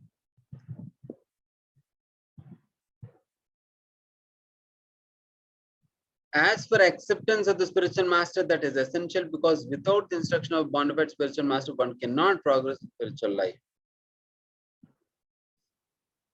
एक गुरु बहुत अनिवार्य है अगर किसी को आध्यात्मिक जीवन में आगे प्रगति करना है तो। गुरु के बिना कोई भी आध्यात्मिक जीवन में प्रगति नहीं कर सकेगा। इसलिए हम आप सोच सकते हैं प्रभु जी मैं तो अपने घर पे बैठकर मैं अपना माला करता रहूंगा, क्या दिक्कत है? मैं अपना माला करता रहूंगा, क्या दिक्कत है? नहीं, आप हो सकते हैं अपना माला करते रहे, पुस्तकें वगैरह पढ़ते रहें, बट फिर भी हमें हमारे जीवन में गुरु होना ही चाहिए। इसलिए सभी को गुरु दीक्षा लेनी चाहिए, बट दीक्षा लेने के लिए सबसे पहले अपने आप को योग्य तो बनानी चाहिए, उस लायक तो बनना होगा, तब जाकर गुरु को स्वीकार करना चाहिए। देखिए वैसा तो बाहर के समाज में तो कई लोग वैसे ही दीक्षा दे देते लोग, मतलब जैसे जॉब की मेला लगता है ना, वैसे दीक्षा के मेला लगता है। जो भी उस मेला में जाता है दीक्षा लेकर आता है, फिर वहां पर ना गुरु शिष्य को जानते हैं, ना शिष्य गुरु को पहचान पाते हैं, क्योंकि बाद में कुछ लेना देना करने की जरूरत भी नहीं पड़ता है। गुरु को बस उस समय वो जो फीस सबमिट करता है उसी से मतलब है, ठीक है 500 रुपये रखो और दीक्षा लो और जाओ, बट 500 रुपये रखना जरूरी है, बस इसी से मतलब है। तो उस प्रकार से ये दीक्षा बाहर की जगह तो उसको कोई ज्यादा बहुत बड़ा भाव नहीं देते हैं, बट वही अगर एक वैष्णव समाज के अंदर जैसे खास करके इस्कॉन के अंतर्गत किसी को भी दीक्षा लेनी है, उन्हें कम से कम 2 साल तक नियम से 16 माला अखंडित करनी चाहिए। 16 माला नियमित रूप से करनी चाहिए, 4 नियमों का पालन कड़ाई से करनी चाहिए। जब तक ये 16 माला और 4 नियमों का पालन किसी भक्त के निर्देशन में आप नहीं करोगे, तब तक दीक्षा के लिए आगे बढ़ नहीं पाए। एंड वो भी ऐसा नहीं कि आप अपने घर पे चुपके कर रहे हैं, किसी भक्त के निर्देश में करना होगा, क्योंकि भक्तों को तो पता तो चले आप कर क्या रहे हैं। तो इस प्रकार से भक्त के निर्देश में जब आप इस प्रकार से 16 माला का जप और 4 नियमों का पालन कम से कम 2 साल तक करेंगे, तब जाकर एंड फिर एक सफिशिएंट फिलोसॉफिकल अंडरस्टैंडिंग भी है, तब जाकर एक व्यक्ति का नाम दीक्षा के लिए रिकमेंड किया जाता है। देखिए मतलब ये सरल सी बात है, अगर योग्य बने बिना दीक्षा ले भी लेंगे, उसका ज्यादा फायदा नहीं होगा। जैसा कि हम अक्सर ये उदाहरण बताते हैं, जैसा कि सही प्रकार की प्लाउइंग किए बिना अगर बीज बोने लग जाएंगे, देन वहां पर खेती होगी नहीं, संभव है। अगर खेती सही से करना है, देन प्लाउइंग पहले खेती की तैयारी अच्छा से होना होगा। जितना अच्छा तैयारी होगा खेती का, उतना जल्दी आपकी खेती फसल देगी, एंड फिर आगे आप बढ़ सकते है ना। तो इस प्रकार से खेती का तैयारी करना होगा बीज बोने के पहले, एंड वही हम अभी कर रहे हैं। एक बार अच्छा से तैयारी करने के बाद गुरु से बीज लेकर बो दीजिए, देन फिर आपकी भक्ति की खेती होने लग जाएगी। तो इस प्रकार से हम जल्दीबाजी भी करेंगे, देन फिर दिक्कत यह है कि सही से खेती नहीं हो पाएगी, क्योंकि आपका खेती तैयार ही नहीं है, फसल नहीं आएगी। दूसरी ओर अगर खेती को तैयार करने में ही जीवन लगा देंगे, बीज ही नहीं बोया, फिर भी कुछ नहीं आएगा। बस तैयारी, जब भी पूछो प्रभु जी दीक्षा लेंगे, कहते प्रभु जी तैयारी कर रहे हैं। प्रभु जी बिल्कुल जबरदस्त तैयारी करके लेंगे, इस बार तो बीज बोते ही फल निकलेंगे। ऐसा तैयारी करेंगे कि बीज बोते ही फल निकल जाएंगे, ऐसा थोड़ी होगा, ऐसा थोड़ी होगा। हमें तैयारी करनी चाहिए जितना हद तक हमें जरूरी है, उस बीज को धारण करने के लिए उस हद तक हम तैयार करें, बीज को स्वीकार करें, फिर उसकी सिंचन विंचन करके फिर आप अपना भक्ति लता को बढ़ाओ। इस प्रकार से तो इसलिए दीक्षा अनिवार्य है, दीक्षा अनिवार्य है। यही बात यहाँ पर भगवान भी यहाँ पर कह रहे हैं आचार्योपासना। एंड यहाँ पर प्रभुपाद कहते हैं because a bona fide spiritual master representative of Krishna, if he bestows any blessings upon his disciple, that will make the disciple immediately advanced without the disciples following the regulative principles, or the regulative principles will be easier for one who has served the spiritual master without reservation. अगर कोई बिना कोई reservation की, बिना कोई reservation की मतलब अहेतुकी रूप से अगर गुरु का सेवा बिल्कुल समर्पित होकर करता है, अपना कोई एजेंडा ना रखते हुए, देन फिर वो गुरु को प्रसन्न कर पाते हैं। फिर वैसा गुरु प्रसन्न होने पे आशीर्वाद देते हैं, उस प्रकार के आशीर्वाद के बल पे ही व्यक्ति भक्ति के नियमों को पालन कर पाएगा, भक्ति के नियमों को पालन कर पाएगा। यही बात कहा जा रहा है, will be easier for one who has served the spiritual master. इस प्रकार से गुरु की सेवा करके गुरु को प्रसन्न करने से हमें आसान हो जाएगी भक्ति के नियमों को पालन कर पाना। इसलिए हमें गुरु को स्वीकार करनी चाहिए।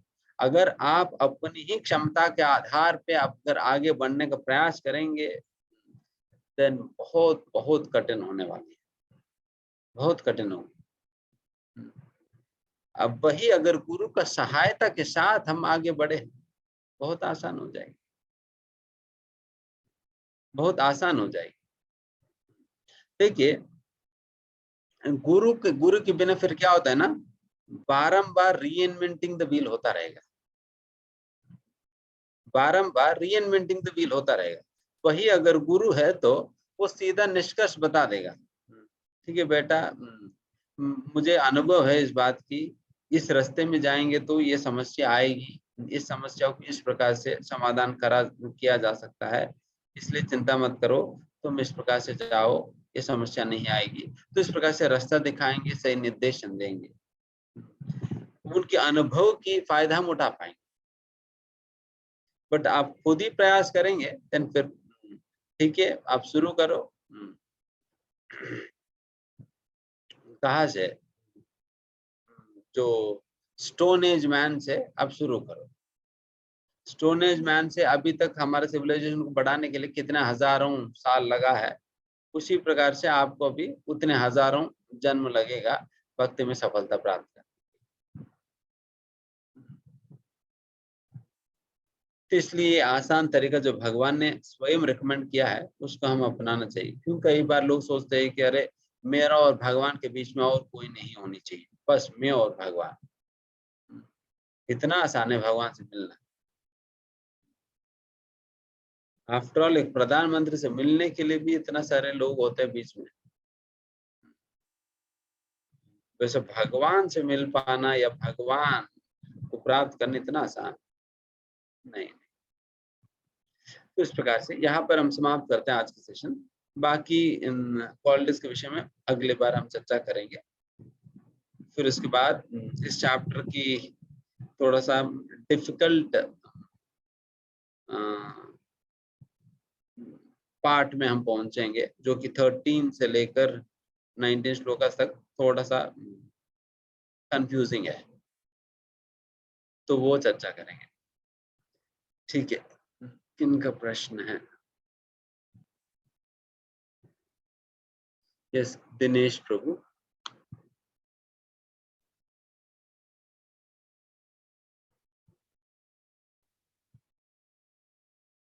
अच्छा,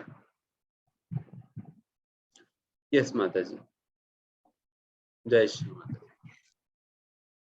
हरे कृष्णा। हाँ दिनेश प्रभु। हरे कृष्णा, दंडवत प्रभु जी।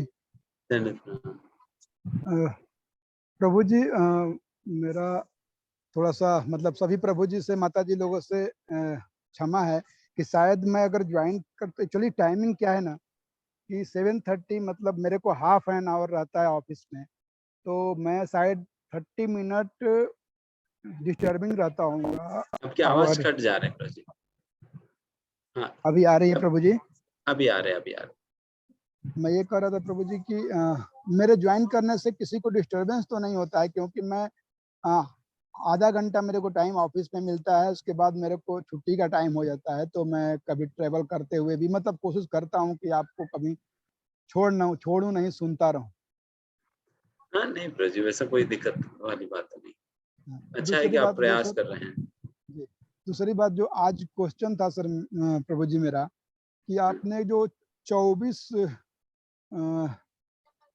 तत्व बताए, हाँ, तो उसमें मैं नोट कर रहा था, लेकिन थोड़ा सा मैं या तो स्लो हो गया या आप फास्ट हो गए, तो 5 को मेरे को क्लियर नहीं है, अच्छा ठीक है। तो स- थोड़ा सबसे सा पहले पंच उसको प्रकाश। महाभूत है।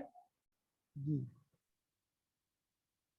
पंच महाभूत, कोई चार्ट पे भी लिख सकते हैं।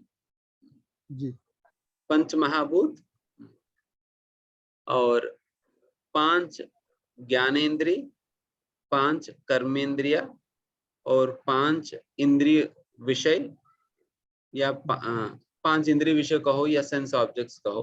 तो इस प्रकार से 20 हो गया। फिर उसके अलावा सूक्ष्म शरीर की एलिमेंट्स मन, बुद्धि, अहंकार 23 हो गया। और 24वां है प्रधान, मतलब unmanifest form of the 3 modes of nature, 3 गुणों का अप्रकट रूप है। ये 5 का तो नाम लिखना मुझे छूटा था, ज्ञान इंद्री, कर्म इंद्री, महाभूत, मन, बुद्धि, अहंकार और प्रधानम, एक सिंगल क्या क्या नाम था? हाँ प्रधान, यस। हरे कृष्णा प्रभु जी, यही मेरा क्वेश्चन था, कंप्लीट हुआ। ओके, हरे कृष्ण।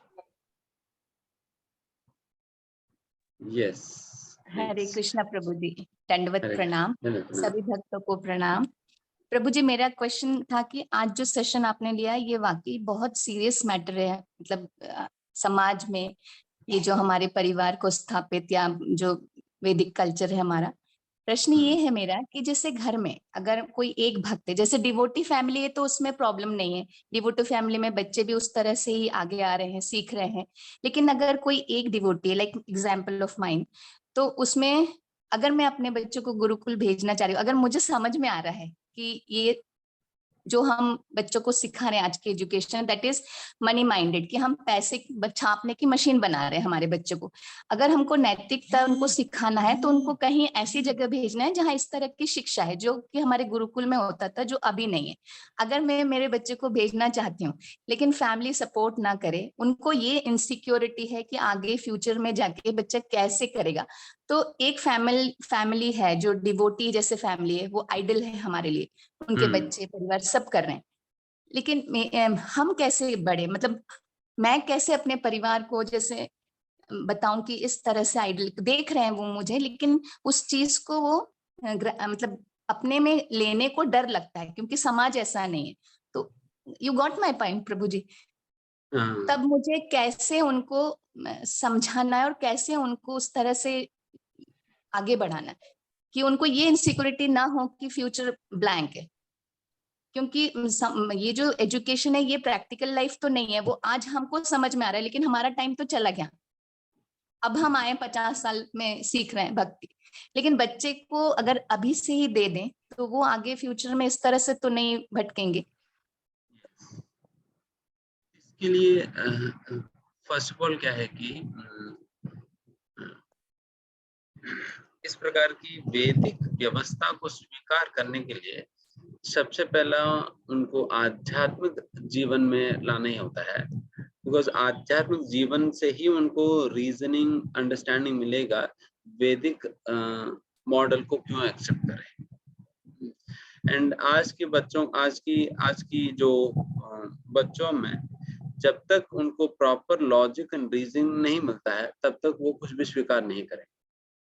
यस जी, कुछ भी स्वीकार नहीं करेंगे।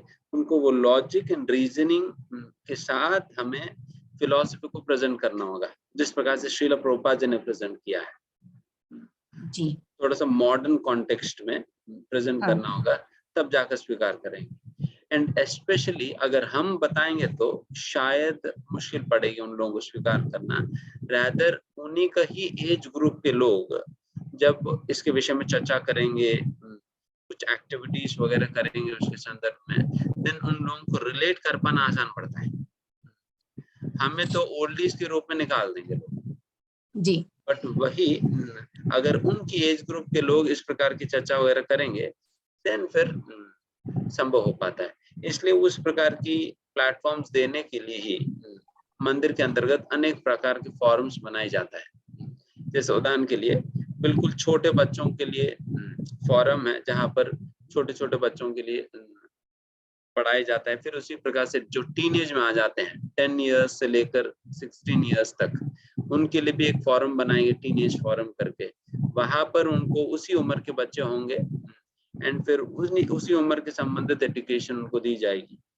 एंड फिर उसके बाद यूथ फॉरम्स है जहां पर जो 17 years and above unmarried youth boys and girls है उनको सेपरेटली एजुकेशन दिया जाता है।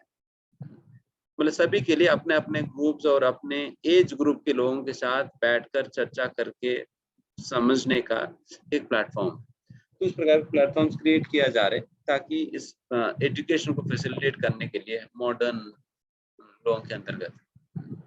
तो प्रभु जी नोएडा में है क्या अपने अपने इसमें? मेरे 2 बच्चे हैं प्रभु जी, मैं उनको ऑनलाइन में जैसे मैं कर रही हूँ वैसे उनको भी कनेक्ट करना चाहती हूँ। हाँ नोएडा में है, मतलब ये सारी चीजें हैं। ठीक है, मैं अंजलि माता से पूछ लूंगी प्रभु जी। धन्यवाद, thank you. Hari. Yes, next Bhavna माता जी। ठीक है, जितेंद्र प्रभु। यस, भावना माता जी आगे। यस, हरे कृष्णा प्रभु जी। यस प्रभु जी मेरे से आज का लेक्चर मिस हो गया, क्या मेरे को रिपीटेड में नहीं? अच्छा, आपको मिस हो गया? हाँ, आज का लेक्चर मेरे से मिस हो गया। वैसे YouTube में वो अपलोड करके लिंक भेजते हैं तो उससे आप वापस सुन सकते हैं। क्या मतलब क्या कोई डालना व्हाट्सएप पड़ेगा? क्या डालना पड़ेगा मेरे को? YouTube में क्या करना पड़ेगा मेरे को? मे भी कोई चैट में वो लिंक दे सकते हैं। चैट में वो लिंक देंगे, वो चैनल का लिंक ना उस चैनल पे आएगी। ठीक है, चैनल आप नोट कर लीजिए। चैनल? अच्छा, आप बताओगे मुझे? YouTube वेदांत चैतन्य दास करके एक चैनल है। ठीक है, मेरे नाम से चैनल, ठीक है। आज प्रभु जी आ जाएगा ना वो? आज शायद आज ही अपलोड हो जाता है। आशीष प्रभु। हरे कृष्णा। यस, जितेंद्र प्रभु।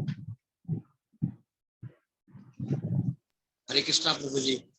आज के लेक्चर के अंदर एक विशेष बात अनुभव करने में आती है कि जिस तरह से आपने बताया कि डिफरेंट फोरम्स के अंदर मतलब ये चीजें चल रही हैं।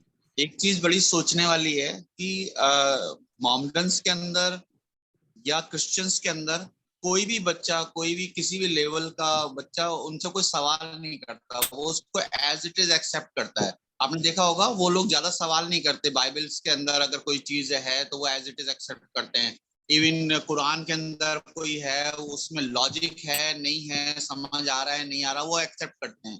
पर हिंदुइज्म के अंदर जो सनातन धर्म के अंदर जितने भी शास्त्र हैं उनके अंदर जो आज की पीढ़ी है वो बहुत ज्यादा सवाल करती है। और सवाल इसलिए नहीं करती कि उन्हें कुछ समझना है। जैसे प्रचार के अंदर ये चीजें मुझे सामने आई कि वो समझने के लिए नहीं बल्कि उसको कैसे सुनकर उसको क्रिटिसाइज किस वे में किया जाए, इस तरह से वो लोग चैलेंज करने के लिए कि किस तरह से इसको डाउन किया जाए, मतलब ये चीज सामने आई है। दूसरे जो जैसे इस्कॉन का जो तरीका है, मतलब जैसे अभी हम तो 2 साल से जुड़े हुए हैं तो हमें पता लग रहा है कि गुरु शिष्य परंपरा है। जब जैसे अब मेरे पास कोई भी आता है या मैं कहीं भी जाता हूँ प्रचार के लिए तो मैं भगवान के नाम का प्रचार करने की कोशिश करता हूँ कि भगवान से जुड़ना एक बहुत जरूरी चीज है। पर धीरे धीरे करके वो मतलब इस्कॉन पे ही सवाल उठाने लगते हैं कि नहीं ऐसा क्यों, और वहां तो प्रभुपाद जी की ही क्या नाम सारी वो हो रही है, वो तो सिर्फ अपना ही अपना वो करते हैं, वो तो देवी देवताओं का भी अपमान कर देते हैं हमें। अब उन सब चीजों लोगों को समझाने के लिए कोई ऐसी डिफरेंट और विशेष टेक्निक अपनाने की जरूरत है, निकालने की जरूरत है। जैसे फॉरेन कंट्री के अंदर जो लोग होते हैं, जो आप बता रहे थे ना, उसमें यंग लोग आजकल के डीजे टाइप में हरे कृष्णा का जाप कर रहे हैं, डांसिंग कर रहे हैं, ब्रेक डांस कर रहे हैं, वो उसमें रम जाते हैं। तो इंडिया में हम जैसे सिर्फ सिंपल हरे कृष्णा का मंत्र जाप कर रहे हैं, तो वो कट जाते हैं। कॉलेज वाले कट जाएंगे, स्कूल के बच्चे कट जाएंगे। तो कुछ ऐसा मिर्च मसाला डाल के कुछ ऐसा हरे कृष्णा नाम का जाप और शास्त्रों का कुछ अध्ययन का ऐसा निकाला जाए, इस पर थोड़ा रिसर्च होना चाहिए, ताकि जिसको कहा जाए वो एकदम अडॉप्ट कर ले। किसी को दही बड़ा खाना है तो दही बड़े की तरह खा ले, किसी को फ्रूट सलाद की तरह खाना है तो उसको उस तरह से खा ले। आप थोड़ा मेरा मोटिव समझ रहे हैं, बट टेस्ट के हिसाब से बनाया रेलेवेंट तरीके से प्रेजेंट करें ताकि कोई बच ना पाए। इसलिए यहाँ पर भी हम कुछ एक रॉक बैंड सेटअप कर रहे हैं। अच्छा, बहुत हरे बढ़िया। Krishna rock band. अभी इसके थ्रू कुछ कॉलेज प्रोग्राम्स भी करने का प्रयास कर रहे हैं। जैसे जैसे कॉलेजेस में, स्कूल्स में अगर हमें परमिशंस वगैरह मिलेंगी तो वहाँ पर ये बैंड जाकर परफॉर्म करेगी। तो इसके अंतर्गत सारे इंस्ट्रूमेंट्स होंगे, कीबोर्ड से लेकर ड्रम्स इत्यादि इत्यादि सब कुछ होगा। तो उस प्रकार की कुछ कार्यक्रम प्रयास कर रहे हैं। फिर विल सी। डेफिनेटली अभी इस प्रकार की कोटिंग का जरूरत है आज के समय पर, लोगों के एक्सेप्टेंस थोड़ा सा बढ़ाने के लिए। कुछ बड़े स्तर पर फेस्टिवल्स इत्यादि वो भी एक प्लान आउट कर रहे हैं। एक काफी बड़े स्तर पर एक मेगा यूथ फेस्टिवल का भी प्लानिंग कर रहे हैं, 8-10 हजार यूथ का। तो इस प्रकार की इसमें एक मेन चीज और भी है कि लोगों का जो एक रुझान, जैसे खासतौर पर यंगस्टर्स का, वो उन लोगों का खाना पीना इतना ज्यादा मतलब दूषित है कि उस वजह से उनके अंदर वो सात्विकता तो आना बड़ा मुश्किल है। जब तक वो उनके अंदर हमेशा क्रोध सा भरा रहता है, एक उत्तेजना रहती है हर समय, एक तरीके की मतलब बहस करने की नीति रहती है उनकी हमेशा। तो उसके लिए क्या उपाय किए जाए कि मतलब कि उनको कैसे वो कहते हैं हम तो यही करेंगे, तो ये एक बड़ा मुश्किल काम हो जाता है। डेफिनेटली, बट क्या करें, जो भी सिचुएशन हमें करना तो है ही, बिल्कुल सही करना तो है, करेंगे ही। मैं भी आपके रॉक बैंड के अंदर एक पार्ट बनना चाहूंगा। यस, नेक्स्ट ज्योति माता जी। हरे कृष्णा प्रभु जी। हाँ। प्रभु जी दंडवत प्रणाम। प्रभु जी मुझे ये जानना था कि आपने 24 तत्व जो बताएं, तो उसके लिए 5 ज्ञानेंद्रियां, 5 कर्मेंद्रियां, 5 इंद्रियों के विषय एंड 5 पंचभूत, पृथ्वी, अग्नि और ये जो है 5 वो, और 3 मन, बुद्धि, अहंकार, एंड 24th वाला जो है 24वां, वो मेरे समझ में नहीं आया। पढ़ने को तो मैं भगवत गीता में पढ़ लूंगी प्रभु जी, लेकिन आपके मुख से बताया हुआ तो वो ज्यादा मतलब दिमाग में रहता है, तो इसलिए मैं ये जानना चाह रही थी प्रभु जी। इसे प्रधान माता जी प्रधान है, बेसिकली इस पूरा प्रधान कहते हैं। ये 3 गुण, बिकॉज पूरा भौतिक सृष्टि को 3 गुण चलाती है, और ये 3 गुणों के रूप में प्रकट होने के पूर्व, 3 गुणों के रूप में प्रकट होने के पूर्व इसका जो स्थिति है उसे प्रधान कहा जाता है। जैसा उदाहरण के लिए सबसे पहला, कोई माँ के गर्भ के अंदर पिंड होता है, पिंड से ही धीमे धीमे बच्चे पैदा होता है, बच्चे के रूप उन्हें मिल जाता है। उस प्रकार से बच्चे के रूप उस पिंड को मिलने के पहले वो जो रूप में है पिंड के रूप में है। उसी प्रकार से ही ये जो प्रधान है ये पहले का रूप है पिंड की तरह, जो कि आगे जाकर 3 गुण के रूप में प्रकट होने वाले। तो इस प्रकार से प्रधान है, एंड यही 3 गुण आगे जाकर फिर सारा सृष्टि के अंदर अनेक प्रकार की वेराइटीज इत्यादि इत्यादि इन 3 गुणों को ही प्रभाव के कारण आने वाली है। लास्टली एक क्वेश्चन,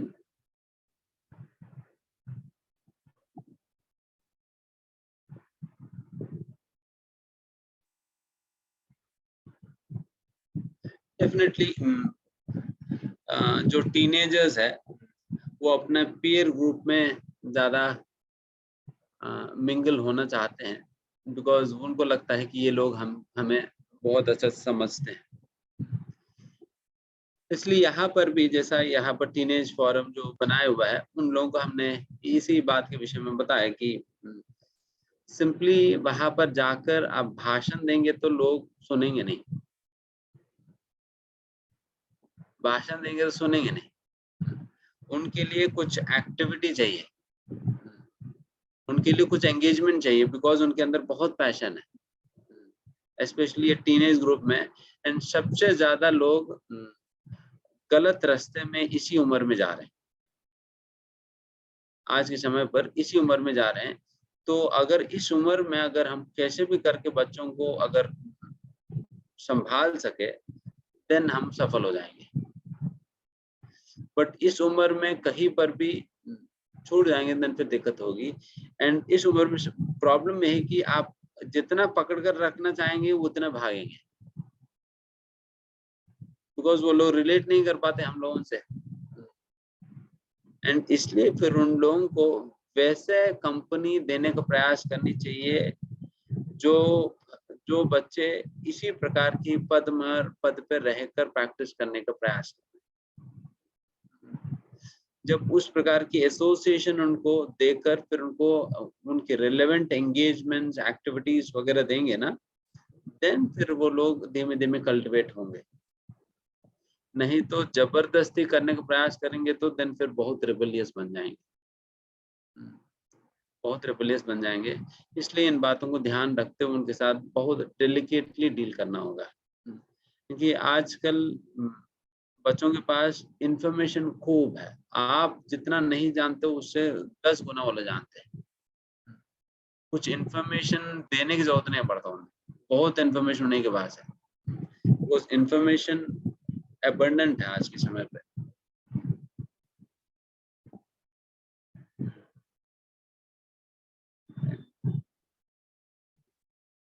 विष्णु कांति माता जी में इतना समझ नहीं पाया। ठीक है, यहाँ पर फिर समाप्त करते हैं। धन्यवाद। श्रील प्रभुपाद की जय। था गौर प्रेमानंद। अच्छा, विष्णु कांति माता जी आप तब से लिख रहे हैं, आप बता दीजिए कुछ।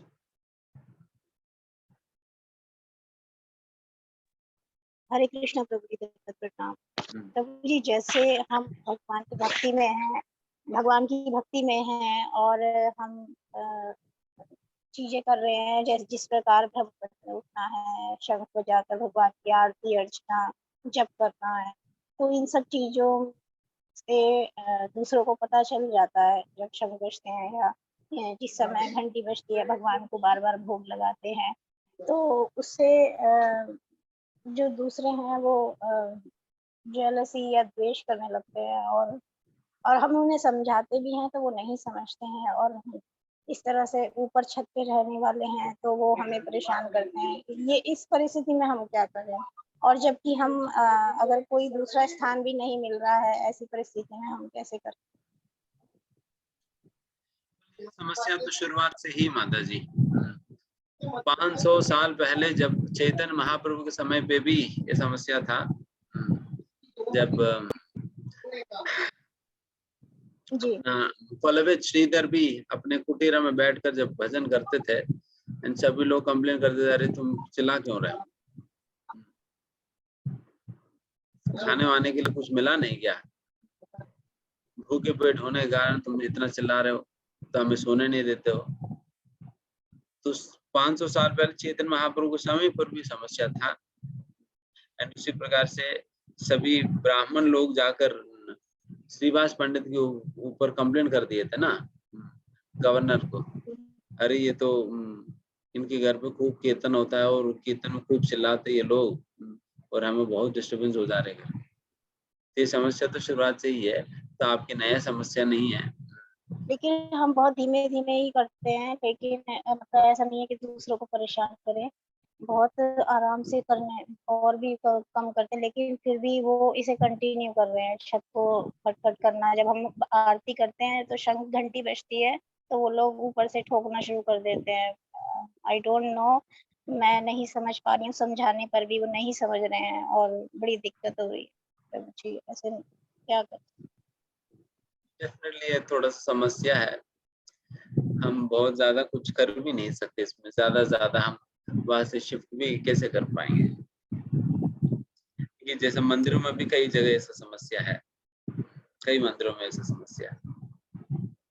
जी धन्यवाद प्रभु जी। हरे कृष्ण प्रभु हरे जी, कृष्ण। प्रणाम।